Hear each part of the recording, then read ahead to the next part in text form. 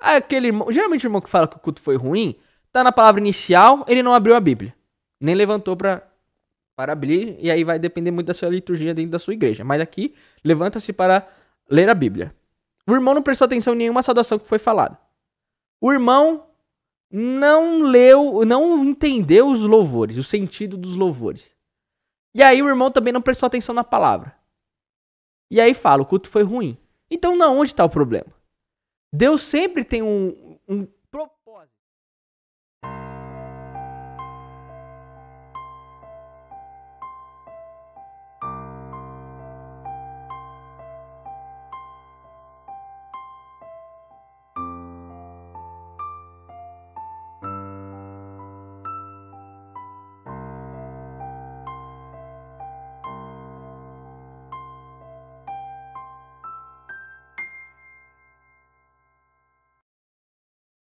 Olá, paz do Senhor a todos. Estamos começando aí mais uma pré-aula da Escola Dominical para a lição de jovens. Para quem não me conhece, eu sou o Diácono Kelvin, professor de Escola Dominical. Iremos começar agora na lição 5 desta revista que estamos estudando nesse segundo trimestre de 2023, com o tema Encorajamento, Instrução e Conselho. Alcance uma vida cristã feliz com os ensinos dos Salmos. Tem sido uma revista muito boa, né? Estamos abordando aí o livro de Salmos e todos os seus versos ali, que é um livro voltado para ensinar a verdadeira adoração a Deus. E hoje, na lição de número 5, iremos falar sobre prestando um culto santo a Deus. O textuário ele está ali em Salmos 24, verso 7, que ele diz: Levantai, ó porta, as vossas cabeças, levantai-vos, ó entradas eternas, e entrará o Rei da Glória. O textuário eu gosto muito desse salmo, eu acho ele muito bonito. Ele tem aí um sentido messiânico de trazer aí o momento em que Cristo descerá como Rei e o Rei da Glória. O resumo da lição diz: nossa vida deve estar plenamente em coerência com os valores do Deus que tributamos, reverenciamos e adoramos. A leitura bíblica em classe encontra-se em Salmos 24, do verso 1 ao 10. E aí você pode lê-lo aí, esse salmo inteiro com os seus jovens. Se você tiver mais alunos aí, claro que não vai conseguir ler, mas pega 10 alunos, cada um lê um versículo, e aí toda a lição vai se basear neste salmo. Salmo 24, nós vamos entender que ele está subdividido em partes. É muito interessante esse salmo ele tem dois sentidos, e nós iremos abordar apenas um nessa lição, tá? Os objetivos são compreender que o Deus Todo-Poderoso é o objeto da nossa adoração, saber como o crente deve se apresentar diante de Deus em um santo culto e conscientizar de que o culto é a expressão visível do divino na terra. Lembrando que eu sempre gosto de enfatizar que os objetivos, eles são ali, cada objetivo é referente a um tópico. Então, no primeiro tópico, nós iremos estudar a compreensão que o Todo-Poderoso é o objeto da nossa adoração. No tópico 2, na verdade, nós iremos aprender e vamos entender como o crente deve apresentar diante de Deus em um santo culto. E no terceiro tópico, nós iremos nos conscientizar de que o culto é a expressão visível do divino na terra. A introdução ela diz: a presente lição é um estudo a respeito do Salmo 24. Veremos o contexto em que este salmo foi produzido, sua estrutura e como ele mostra suas duas realidades no contexto de um culto. Deus como objeto de adoração, adoradores que tributam adoração a ele. Nesse sentido, perceberemos que o Salmo 24 tem muito a nos auxiliar na prática do culto a Deus em nossas igrejas locais. Lembrando que nós iremos ver aí alguns textos bíblicos que eles mostram como deve ser feito o culto, mas o Salmo 24, dentre os salmos, ele é aquele que nos ensina como deve apresentar um culto, como você deve se apresentar diante de Deus para tributá-lo. O primeiro tópico ele diz: o Deus Todo-Poderoso é o objeto da nossa adoração. Aí temos o primeiro subtópico que diz o contexto do Salmo 24. O Salmo 24, segundo a maioria dos estudiosos, remontam à chegada da Arca da Aliança à tenda preparada no Monte Sião. Ele é classificado como salmo messiânico, porém a lição abordaremos a perspectiva do ensino que o salmo traz à liturgia do culto. Aí o segundo destaque é o Salmo 24 nos auxilia na prática do culto moderno. E o terceiro destaque, ele é estruturado em duas partes, sendo a primeira a verdadeira natureza da adoração. Podemos subdividir 2 pontos, o objeto da adoração e a vida de quem adora. Então aqui, esse ponto aqui, a gente já começa a entender mais ou menos como que é a estrutura do Salmo 24. Ele inicia ali falando aquilo que nós... Ele começa perguntando, né? Quem vai subir até o Monte Santo para adorar a Deus? Subentende-se que quando foi escrito esses salmos, foi quando a Arca da Aliança subiu até o Monte Sião. E aí nós sabemos que a Arca da Aliança no Velho Testamento, ela representava ali a personificação da presença de Deus. Então, quando eles vinham à arca, eles tinham ali a presença de Deus, lembrando que ela ficava dentro do tabernáculo, no lugar do Santo dos Santos, onde não havia acesso fácil. Como nós já estudamos isso lá quando a gente falou sobre a santificação, quando nós entendemos que hoje nós temos um único caminho, que é Cristo, e com ele nós temos livre acesso à presença de Deus. Mas na época não era assim. As pessoas elas precisavam se apresentar de uma maneira... corretamente ali, senão elas poderiam até ter a sua vida, arriscava a sua vida ali, né? E aí você também tem o destaque aí, né? Que o Salmo 24 ele nos auxilia na prática do culto moderno, nós iremos entender isso nos demais tópicos, e ele é estruturado em 2 partes, sendo a primeira a verdadeira natureza da adoração, né? E aí, dentro dessa verdadeira natureza da adoração, nós dividimos em 2 pontos, né? Como nós falamos. O objeto da adoração, quem que é o objeto da adoração? Nós iremos também, ao decorrer da aula, entender quem é o objeto da adoração e a vida de quem adora. Como deve ser a vida do verdadeiro adorador. Também iremos aí discorrer isso ao decorrer dos tópicos, tá? Então já vamos ao subtópico 2, para a gente não perder muito tempo, que ele diz, Deus é soberano. E aí, o primeiro versículo atesta que toda a terra e tudo que nela habita pertencem ao Senhor. O segundo destaque que eu separei é: o Criador de tudo é o objeto de adoração, devemos adorá-lo por ser o nosso Criador e nos forjou segundo a sua vontade. E o terceiro subtópico, o terceiro destaque desse subtópico é: através da nossa limitação, em contraste à limitação do Deus Todo-Poderoso, é o principal motivo da nossa adoração a Ele. Então, assim, nós somos limitados, somos seres humanos, nós enfraquecemos, nós ficamos doentes, nós pecamos, nós somos seres limitados. Porém, nós fomos criados por um Deus ilimitado, um Deus todo-poderoso, Criador dos céus e da terra, um Rei forte e poderoso. É a esse o objeto da nossa adoração. Nós não devemos adorar a Deus porque Ele pode nos dar casa, porque Ele nos pode dar carro ou porque nós queremos viver no céu. Não, nós precisamos adorar a Deus pela sua essência de ser onipotente, onipresente, onisciente, por Ele ser santo, por Ele ser ali o Todo-Poderoso, o Criador da nossa existência. Se hoje você está respirando este ar, se hoje você tem condições de poder comer a sua comida na sua casa ou no trabalho, se você tem condições de andar e ir até o seu trabalho, de você desfrutar as belezas dessa natureza que nós temos aí na Terra, temos lugares muito bonitos, nós devemos agradecer somente a Deus, o Criador de tudo isso que foi feito. Então, Ele é o verdadeiro, aquele que deve ser adorado.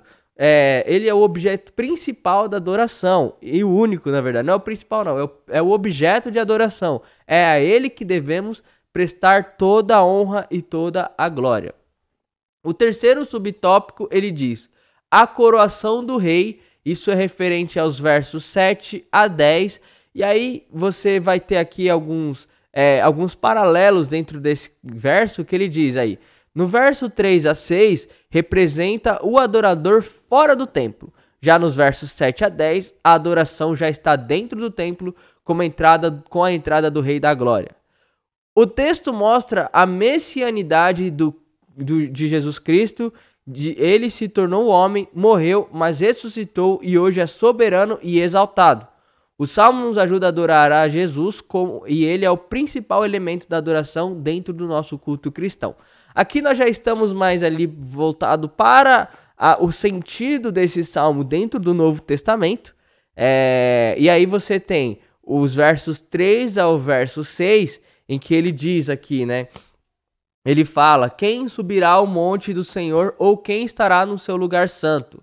Aquele que é limpo de mãos e puro de coração, que não entrega a sua alma à vaidade, nem jura enganosamente. Este receberá a bênção do Senhor e a justiça de Deus da sua salvação. Então aqui nós já temos, aqui falando, né, dos versos 3 até o verso 6, tem aqui também: essa geração daquele que busca a tua face, ó Deus de Jacó. Aqui é uma adoração fora do templo, aquele que está se preparando para ir até o monte adorar a Deus. E o que é o monte? O monte é o lugar santo. Hoje nós temos aí livre acesso a este monte. Já dos versos 7 ao verso 10, já é quando a arca já chegou no Monte Sião. E aí, aqui nós podemos trazer um paralelo de quando nós prestamos o culto. E aí você pode aqui ver quem é o Rei da Glória, né? Levantai a porta das vossas cabeças, quem é o Rei da Glória? E aí ele fala, né? O Senhor forte e poderoso, o Senhor poderoso na guerra. E aí ele acaba o verso 10 falando: ele é o Rei da Glória. Então aqui nos versos 8 até o verso 10, ele explica quem é o Rei da Glória e no final ele enfatiza quem é digno de toda a adoração. Então é muito importante você falar para o seu jovem: você adora a Deus por causa disso, porque ele é poderoso, ele é o Senhor, Rei forte e poderoso, Rei dos reis e Senhor dos senhores, que vence todas as batalhas, que o hino que fala, né, que ele vence a guerra sem conselho, alguma coisa assim. É um hino muito conhecido. Se eu conseguir, eu coloco aqui embaixo a letra dessa música. Mas também, se eu não conseguir, também não importa muito, não. Mas é isso, tá? É você explicar quem é o verdadeiro Rei da Glória, tá? E a coroação do rei aqui. Então, entre os versos 3 ao 6, ele fala do rei, da adoração fora do templo. Do 7 a 10, adoração já dentro do templo. Esse texto, ele mostra a messianidade de Jesus Cristo, né? Que morreu e hoje é soberano.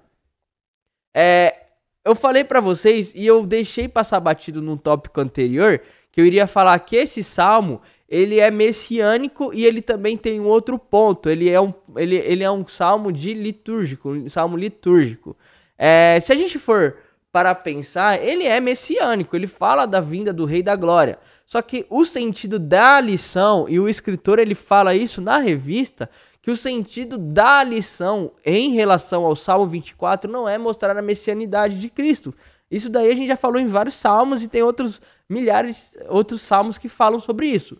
Mas o importante dessa lição dentro deste salmo é explicar a liturgia do culto, como deve ser um culto apresentado a Deus e quem é o objeto da adoração. Nós sabemos que o objeto da adoração é Jesus Cristo, o Rei dos Reis. Já vamos ao tópico 2, que ele diz: como se apresentar diante de Deus num lugar em santo culto, né? Em santo culto. E aí temos o primeiro tópico, o subtópico, né? O primeiro subtópico que diz: pureza de coração. No verso 3, começa com uma pergunta: quem pode entrar no templo do Senhor? O verso 4 dá a resposta: o limpo de mãos, puro de coração e sem vaidade.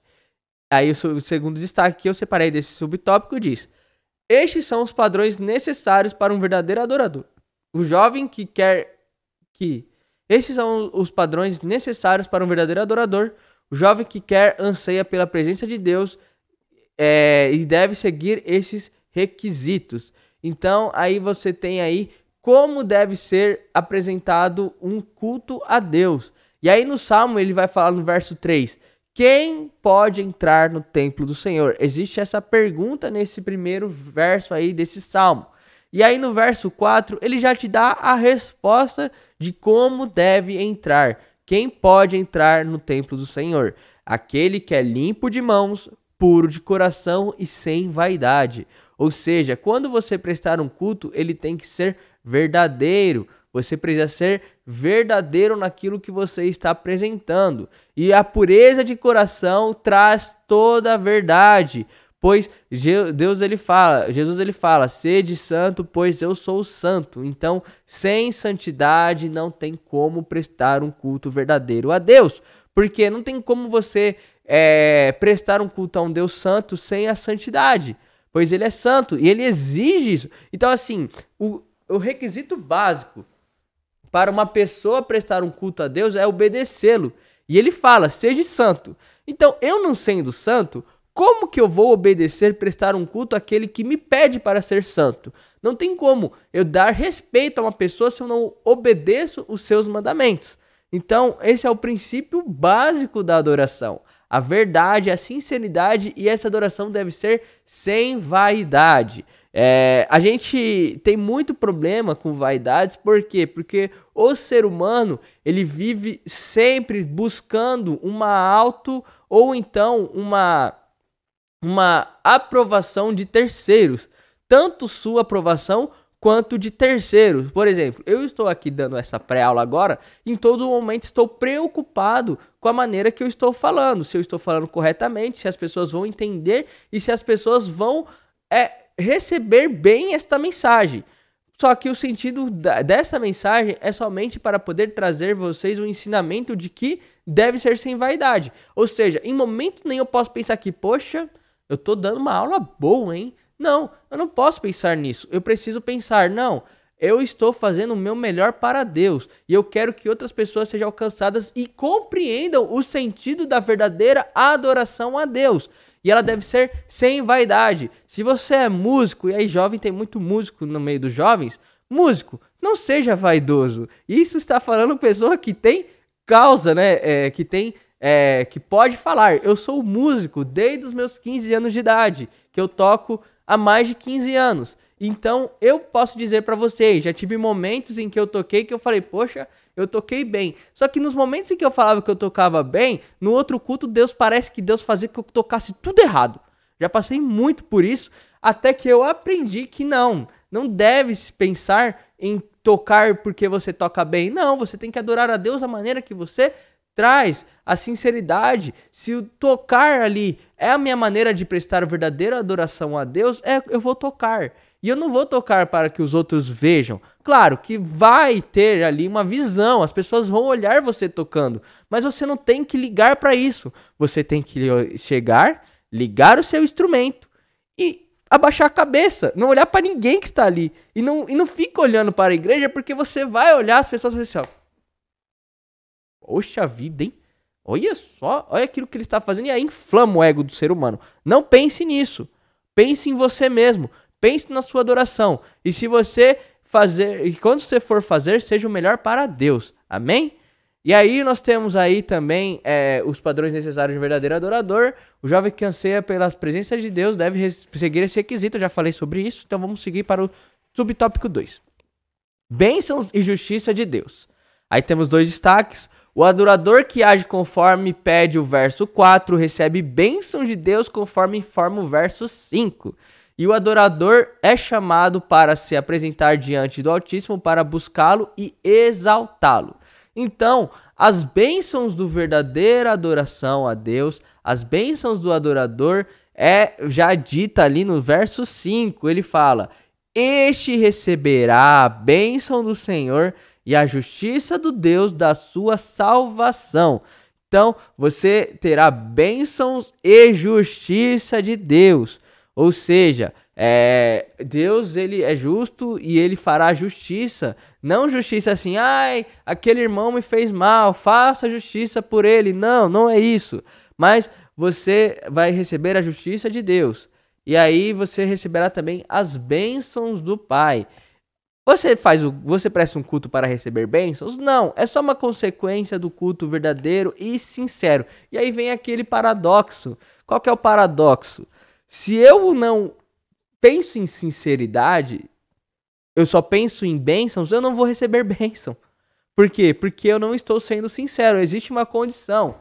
Eu preciso de uma adoração sincera. Adoração sincera é uma adoração onde você não visa bênção. A bênção ela é consequência da sua sinceridade. Ou seja, olha aí o paradoxo. Eu não tenho que olhar e pensar em adorar a Deus por causa de uma bênção que ele pode me dar. Não, eu tenho que adorá-lo pela sua essência e por esta adoração sincera ele me abençoa. Em momento nenhum eu tenho que pensar nas bênçãos do Senhor. Vamos já ao terceiro subtópico que ele diz: é tempo de subir ao monte do Senhor. Aí temos 2 destaques. O salmista chama para subir ao monte do Senhor no Novo Testamento, aprofunda a compreensão do templo de Deus. Hoje somos impulsionados pelo Espírito Santo a glorificar a Deus. E aí temos o segundo destaque. Em Cristo podemos adorar a Deus em espírito e em verdade. O jovem que sobe ao monte do Senhor vive integralmente no estilo de vida de um adorador. Então, nós temos aí 2 destaques. O salmista chama para subir ao monte do Senhor. Então, aqui ele está falando, né? Quem subirá ao monte do Senhor? Quem vai subir ao monte do Senhor? E aqui nós temos 2 compreensões. Do Velho Testamento, que é o templo, né? E o tabernáculo, quando não tinha templo. E no Novo Testamento, né? Somos impulsionados pelo Espírito Santo a glorificar a Deus.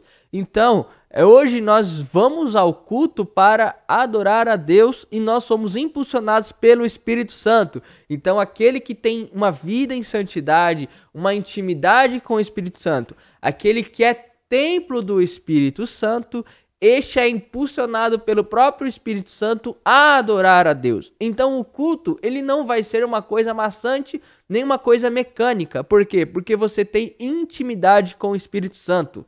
Tendo essa intimidade com Deus e com o Espírito Santo, ele estando habitando dentro de você, como você sendo o templo do Espírito Santo, ele te impulsiona a adorar. Então a adoração, ela vira uma coisa natural. Ela não é mais uma coisa que você precisa pensar. Eu preciso adorar a Deus, eu preciso... Não, ela vai ser natural. O Espírito Santo vai te impulsionar. Ensina isso para os jovens, que o princípio da verdadeira adoração a Deus é santidade. Porque sem santidade, sem sem você estar ali dentro, em obediência com Deus, você não consegue prestar um verdadeiro culto a Deus. Vamos ao tópico 3, que ele diz: o culto, a expressão visível do divino na terra. Nós temos o primeiro tópico que diz o culto a Deus, primeiro subtópico, né? O culto a Deus. 3 destaques. O culto é um momento em que nos reunimos em uma igreja para apresentar tributos a Deus.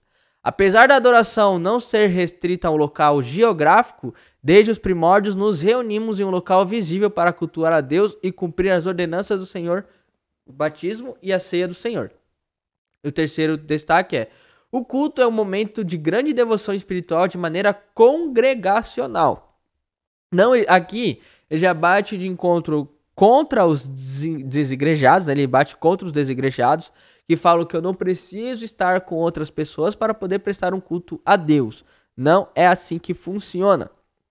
Você pode apresentar o seu culto a Deus todos os momentos da sua vida. Você está na sua casa, você lembra de agradecer a Deus pelo dia, você lembra de agradecer a Deus pela vida que Ele te deu. Amém. É importante, mas também é importante você estar junto com os seus irmãos. Apesar de nós não termos aí uma locação geográfica, né? Não ser obrigatório, né? Não ser restrito a uma localização. Eu preciso cultuar a Deus no endereço XPTO. Não precisa. Eu posso adorar a Deus na minha casa, reunir com meus irmãos na minha casa. Tem igrejas que hoje fazem célula, né? Tem o projeto de célula aí que reúne um grupo de jovens, um grupo de irmãos para se reunirem em um local, uma casa de alguém, de um líder de célula.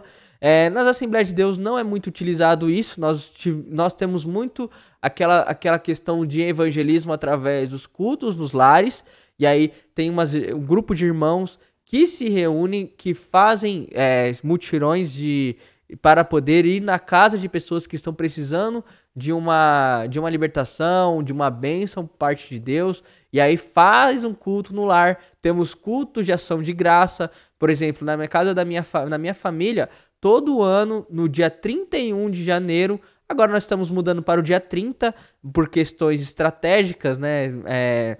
Devido às festas de final de ano ali atrapalha muito esse culto. Mas nós fazemos todo o finalzinho do ano na casa, na minha família. Minha família é um pouquinho grande. Quem é da Assembleia de Deus aqui da sede conhece a minha família, sabe que é um pouquinhozinho grande.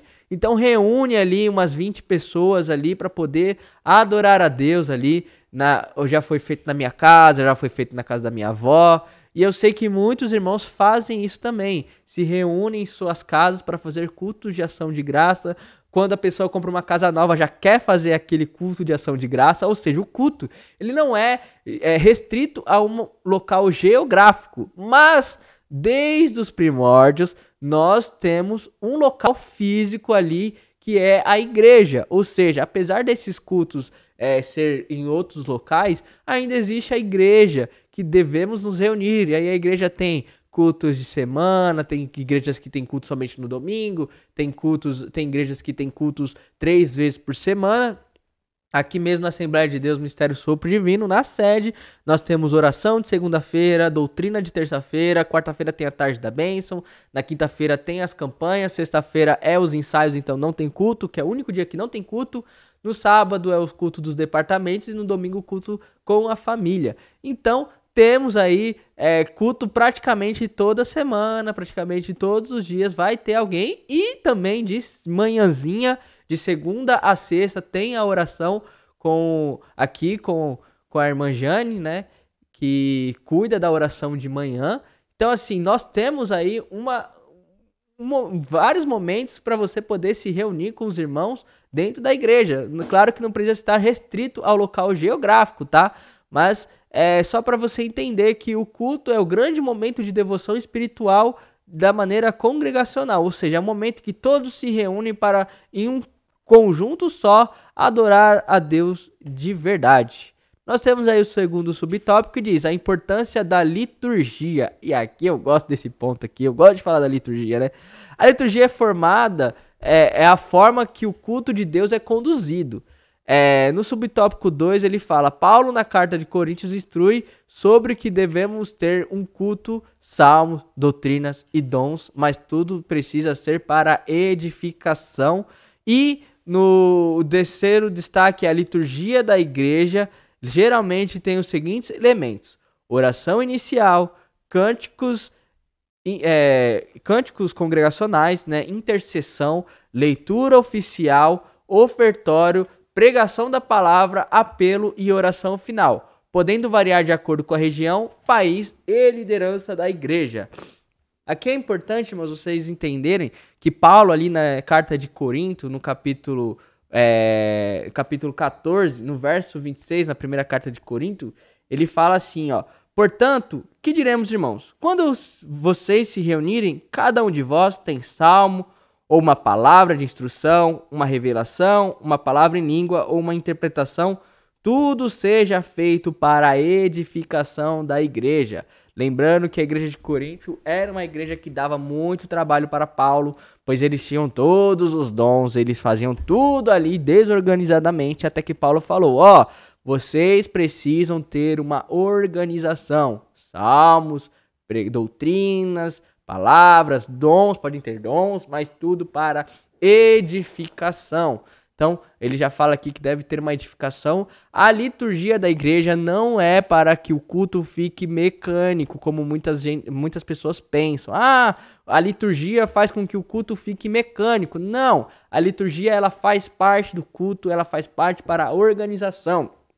Até porque tem irmãos que passando das 9h30, né? Geralmente quando o culto é para acabar 9h30, passou das 9h30, o irmão já fica olhando pro relógio, já fica ali preocupado, pois se programou para chegar em casa num tempo X, se passa desse tempo pode atrasá-lo, às vezes de fazer a janta, ou então de poder dormir mais tarde, às vezes vai trabalhar no outro dia. Então, irmãos, e aí jovens que vão um dia dirigir culto, tente finalizar o culto no horário. Claro, se Deus tomou ali e fez com que o culto passasse do horário devido a uma manifestação, e nós acreditamos no avivamento, e ele pode acontecer, como eu já vi diversas vezes isso acontecendo, não vai ter nem murmuração, porque a glória de Deus vai ser tão grande que, a não ser que o irmão esteja ali somente de corpo presente. Tem muitos irmãos que vão somente de corpo presente, mas aquele que for ali para adorar a Deus não vai sofrer com isso.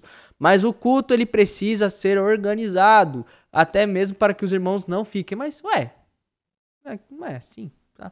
Beleza, pode mudar um pouquinho ali, mudar um pouquinho aqui. Por exemplo, aqui na nossa igreja nós temos a oração inicial ali, 30 minutos antes. Você tem os 3 hinos da harpa, né? Que a Assembleia de Deus tem que ter os hinos da harpa. E aí depois você tem a oração inicial com a leitura da palavra, né? Geralmente a oração inicial é com os pedidos de oração. Você tem os hinos dos grupos, né? Jovens, adolescentes. Não, hoje é só jovens, né? Jovens, ciclo de oração, né? Que é hoje a União Feminina Desperta Débora, né? Que é o grupo das irmãs, o grupo dos varões e o grupo das crianças. E aí você vai para a oferta. Geralmente, ou é o grupo de louvor, né? Que toda igreja tem um grupo de louvor. Ou então um irmão ali que tem a oportunidade para poder louvar. E aí vem a palavra, né? Geralmente a gente até sabe de cor tudo isso, né? Esses dias eu fui dirigir o culto. Nunca tinha dirigido o culto na minha vida, né? Foi pela primeira vez. E eu não tive dificuldades. Porque eu estou desde os meus 7 anos na igreja. E desde os meus 7 anos eu observo como que é um culto feito, né? A minha maior dificuldade foi entender ali quem que Deus queria usar naquele momento. Essa é a dificuldade do culto. E aí que tá. Quem dirige o culto precisa tem que ter ali a visão do Espírito Santo para poder dar oportunidade à pessoa certa. Às vezes a pessoa ali tá com uma palavra vinda direitinho do céu ali, ó, quentinho ali, ó, fresquinho do céu, e você não estando ligado no céu, dá oportunidade pro irmão que tá vazio. Vazio. Minha mãe que fala isso, né? Tava vazio hoje. Aí, vazio é quando a pessoa ali... Eu já tive também. Já tive momentos que eu fui falar alguma coisa e, você teve a vida totalmente atarefada o dia inteiro ali, fazendo um monte de coisa, e aí você tem a oportunidade pra dar uma saudação. Você tá vazio. Você tá vazio. Claro que assim, existe esse vazio de você estar uma vida corrida, e também tem a pessoa que não busca. E aí não busca da palavra, não busca da oração, e aí não vai estar, né? A gente já vai estar sem óleo. Precisa ali abastecer o óleo, irmãos. Vamos aí abastecer o óleo com a palavra, com a oração, vinda diretamente do alto. Amém? Vamos já ao terceiro subtópico, que diz: como devo me preparar para o culto, né? E aí vem um pouquinho do que eu estou falando, né? O adorador em espírito e em verdade significa estar 100% ligado na adoração a Deus, esquecendo todos os fatores externos. Não podemos estar presentes de corpo e ausentes de mente. O culto é feito por nós mesmos. A liturgia é apenas para organizar o culto, porém quem faz o culto são os adoradores. Isso é muito importante porque tem muita gente que sai do culto falando: o culto tá ruim, né? O culto foi ruim hoje. E aí eu nunca gostei dessa frase, o culto foi ruim. Porque quem presta o culto? Somos nós. Então, se o culto foi ruim, foi você que não prestou um culto verdadeiro a Deus. A liturgia, ela tá ali apenas para te direcionar a adoração a Deus. Ou seja, se as irmãs do grupo das irmãs cantam um hino cristocêntrico, claro que tem hinos que são teocêntricos, e aí não tem como, né? Mas se o hino é cristocêntrico, ali é o momento de você trazer toda a sua adoração a Deus. O hino, ele já te traz a ser uma cristocentricidade. Ou seja, para você já adorar a Deus ali através do louvor. Na palavra de Deus, você leia aquele irmão. Geralmente o irmão que fala que o culto foi ruim, tá na palavra inicial, ele não abriu a Bíblia. Nem levantou para abrir, e aí vai depender muito da sua liturgia dentro da sua igreja. Mas aqui, levanta-se para ler a Bíblia. O irmão não prestou atenção em nenhuma saudação que foi falada. O irmão não entendeu os louvores, o sentido dos louvores. E aí o irmão também não prestou atenção na palavra. E aí fala: o culto foi ruim. Então, onde está o problema? Deus sempre tem um propósito. Como eu falei, tem irmãos que estão vazios e tem irmãos que, quando vai dirigir o culto, não entende muito bem, ou então não dá muita vazão à palavra de Deus. Mas Deus usa. Independente se o irmão tá vazio, às vezes Deus pode usar. Teve um dia que eu dei a saudação aqui na igreja, eu senti que, poxa, a vida não foi boa palavra, não. Eu não conseguia eu não consegui trazer o que eu queria falar através dos versículos. Só que vieram falar pra mim e falaram, nossa, Kelvin, muito boa a saudação que você deu. Eu falei, nossa, mas não foi bom. Não foi o que eu queria. Por quê? A pessoa estava precisando daquela palavra. Talvez a palavra que foi ali não foi pra você, ou então você não prestou atenção no que foi falado. E aí não tem como o culto ser bom, irmão. Então assim, o culto ele é bom quando você quer prestar um verdadeiro culto a Deus. Amém? Já vamos à conclusão? Acho que já falei demais, né? O Salmo 24 mostra que Deus é o objeto da nossa adoração e que nós vivemos para adorá-lo. Nesse sentido, temos um compromisso ético com Deus e com nós mesmos, que expressa a nossa vida de culto a Deus. Momento em que passamos em comunhão, adorando ao Senhor em espírito e em verdade, pode alterar por completo a trajetória da nossa vida. Portanto, cultuar a Deus com nossos irmãos se torna o melhor ato do mundo. Ou seja, devemos cultuar a Deus com nossos irmãos, pessoas do nosso lado. O ser humano ele precisa viver em sociedade. O desigrejado, ele sai com os amigos. E aí ele fala, mas eu não preciso estar na igreja para adorar a Deus. Precisa. Porque você precisa desta comunhão com os seus irmãos. Entendeu? E outra coisa, eu acho que eu tô batendo bastante nessa pré-aula. E eu espero que os professores também dêem um puxãozinho de orelha nos jovens que gostam de falar que o culto foi ruim, que não gostou da palavra, que não gostou, mas é porque é eles mesmos, tá? Nós sabemos disso. Mas não só eles, professor também. Às vezes nós adultos também fazemos muito isso, de falar o culto foi ruim. E eu não sei disso porque eu já vejo muita gente fazendo isso. E aí existem algumas questões espirituais também dentro disso, que é o seguinte: às vezes existem pessoas que estão ali oprimidas, porque vem de uma situação pesada dentro do seu lar, e aí vai para o culto, e aí e aí eu tenho isso porque minha mamãe, né, mamãe ela tem uma vida espiritual muito ali centrada com Deus, ora muito, né, minha mãe ora bastante, e ela tem bastante sensibilidade. Tanto minha mãe, quanto meu padrasto, que casou com ela, quanto a minha esposa. Eles têm ali. E aí eles vão comentar e falam, nossa, hoje eu senti o peso dentro do culto. Eu falo, nossa, gente, eu sei que existe isso porque a gente sabe do conhecimento que nós temos do mundo espiritual e que existe esse peso, às vezes, porque vem pessoas oprimidas. Mas nós oramos, Deus ora para Deus, expulsa isso e pede para Deus abençoar este culto, adore a Ele em espírito e em verdade, amém? E ensine seus jovens também a adorar em espírito e em verdade.